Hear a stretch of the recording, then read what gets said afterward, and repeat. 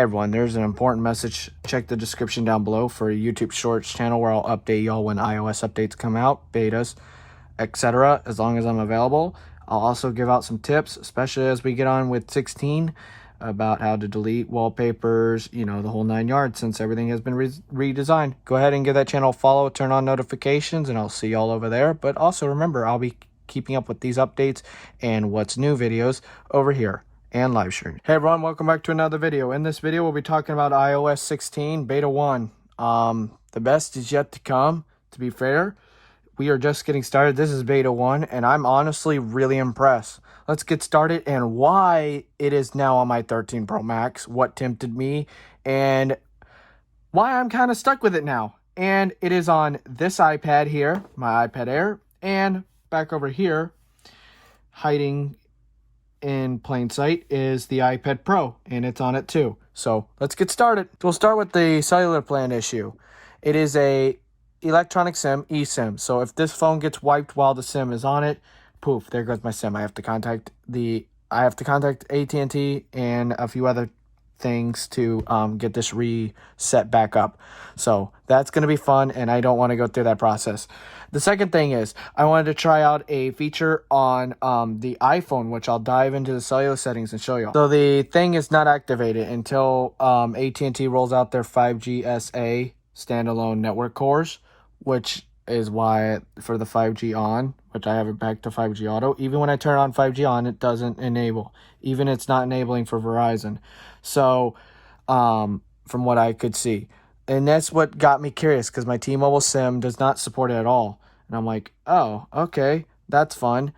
So that happened, and that's why I'm on 16 on this primary iPhone. So new change I've noticed also within cellular, personal hotspot now has an actual icon.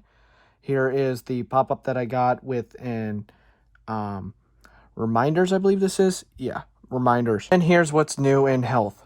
I'll be going over this in the public release. So there we go. There's all that. What's the size of the update on the 13 Pro Max? When it downloaded over 5G, it was like really fast. So most of my time today was spent between iOS 15.5 up until we reached the time of 10 a.m.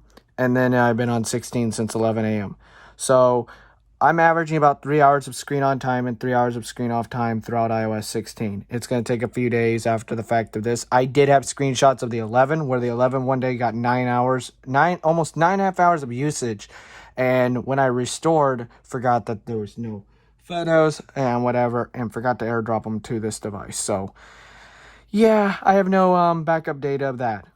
Now let's move over to iPadOS. So yesterday I used, now Thursday when you're watching this, 4 hours of usage, of screen on usage, 3 hours of screen off usage, total about 7 hours, and I used about 60% battery on Thursday.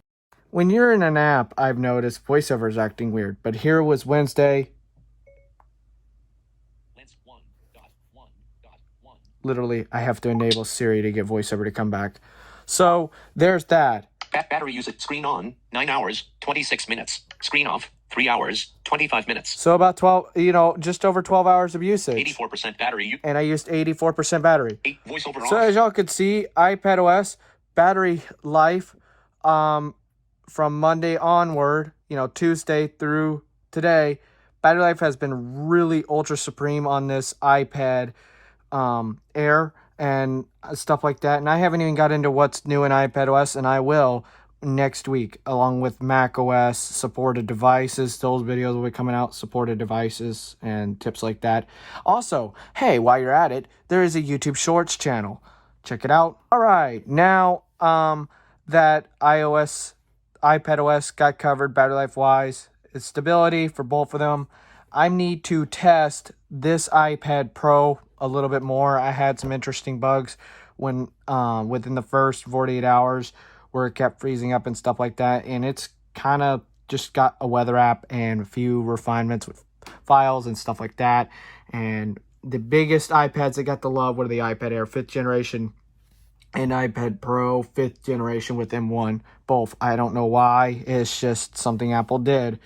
So, it is what it is at this rate. So many people have beaten it down like a dead horse. I'll be honest, I don't care either way. It is what it is at this rate. Should you run this?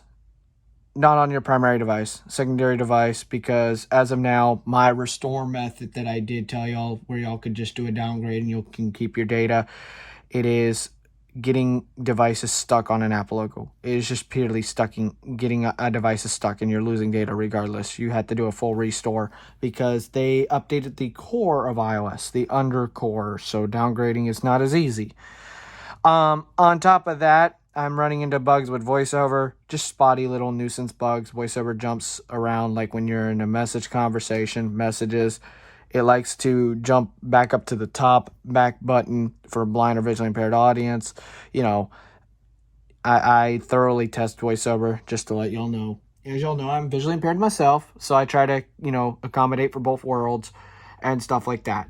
But iOS has been okay. It's been pretty stable. I've not seen any like real ultra bad UI bugs and stuff like that, like dropping notifications down, you name it, and stuff like that. Now, I did go ahead and update it on this iPhone, but you can see here's my lock screen on this phone, and I like how this is a bug I'm having. And it activated my morning focus. Now, I do like this where I can have the lock screen and all this. This is my morning focus wallpaper in the morning. So when I wake up in the morning, I wake up to this, and then I can unlock my phone, and I wake up to that. So that's really nice. But I don't need my morning focus. So we're going to go back over to here. And there goes my notification center. And voila. I love that's tied right to my home screen and stuff like that, and my wallpaper and stuff like that. I really like the way iOS 16 is coming, and it's just getting better. So join me on this journey and stuff like that, and we'll all learn what iOS 16 has in store. Anyways, thank you all so much for watching this first weekend follow-up in over a month, and I will see y'all in a future video. Peace.